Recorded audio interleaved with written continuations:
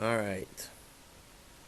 Page 246, number 4b, states the formula to convert temperature T from Celsius to Fahrenheit is given by f of T equals 9/5 T plus 32.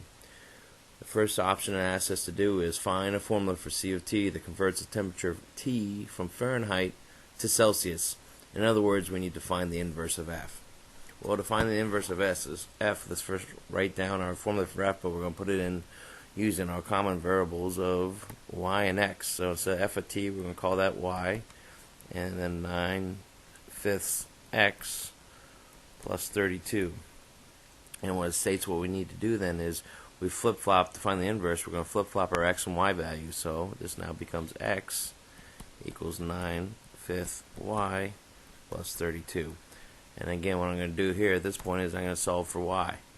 So then in order to solve for y, I need to isolate my y variable, so I'm going to subtract 32. Whatever I do one side, do the other side. Leave me with x minus 32 equals 9/5 y. Now obviously to finish this out, to finish isolating my y variable, I need to multiply by the reciprocal, which is simply 5 over 9. Whatever I do to one side, I got to do to the other side. So what happens is, but I got to do to everything on the other side. So it ends up being 5/9 times the quantity of x minus 32 equals y. And this now becomes my inverse function, or my C of t. So I'm going to come back and put in my variable instead of, I'm going to transform my x back to t minus 32, and this is now this is the inverse of f, or more importantly, this will be in terms of my new Celsius function. This would be C of t. So that's how I found the inverse. Alright, page 246, number 4b, subset number 2. It says show that f composed of C of t equals t and C of f of t equals t. So I'm looking to prove, and I just found out, it was given, f of t was given. We just found C of t, which is the inverse of f. So basically I need to show the composition of these two, that basically f of C of t equals t, and C of f of t equals t. So let's first start with the first one. So we're going to do essentially f C of t is what we're looking to find out. And simply that comes out to being 9/5, and wherever I see that t, I'm going to substitute in the value that I have for C.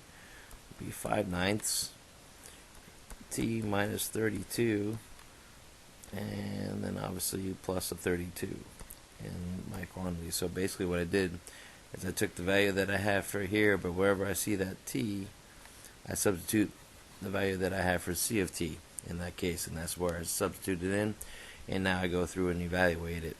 And obviously through evaluation I end up with 5/9 t,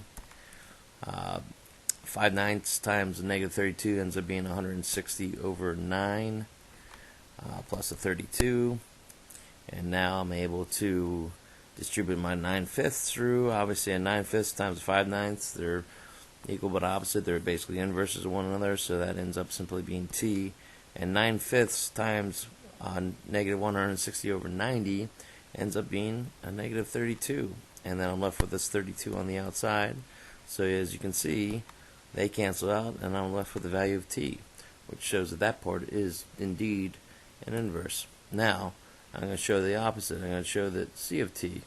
So now I'm looking for C of f of t composed equals t.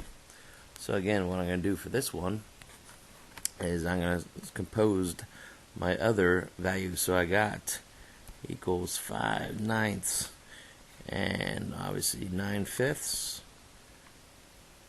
t plus 32 minus a 32, and all I simply did here was did the reverse. Basically I took my value that I have for C, I got the 5/9 out here, and then wherever I see the t, I substitute in the value that I have for the t over there and straight substitute it in. Obviously I'm going to distribute this innermost first, so I got 5/9 on the outside, 9/5 t, and 9/5 times the 32 ends up being a 288 over 5, and minus a 32 close it out, and obviously now I distribute. Oops, I'm sorry. This should be on the outside here. Sorry about that. And obviously distributed my 5/9 through.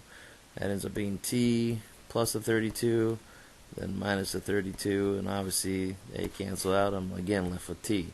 So indeed, these two are inverses of one another.